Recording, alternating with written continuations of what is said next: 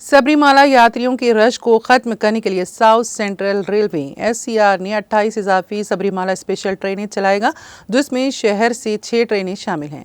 इसके मुताबिक मौला अली कोल्लम 07193 11, 18 और 25 दिसंबर को चलेगी। कोल्लम मौला अली 07194 13, 20 और 27 दिसंबर को चलेगी। मौला अली कोल्लम 09149 14 और 21 दिसंबर को चलेगी और 28 को कोल्लम मौला अली 07150 16 दिसंबर को चलेगा।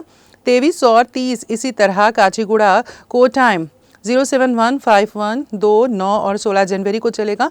कोटाइम काचीगुड़ा 07152 3, 10 और 17 जनवरी को चलेगी। SCR हुकाम ने बताया है कि ये खुसूसी ट्रेनें first AC, second AC, third AC, sleeper class और जनरल सेकेंड क्लास कोचेस पर मुश्तमिल हैं। इन ट्रेनों की एडवांस बुकिंग 6 दिसंबर की सुबह 8 बजे से शुरू होगी।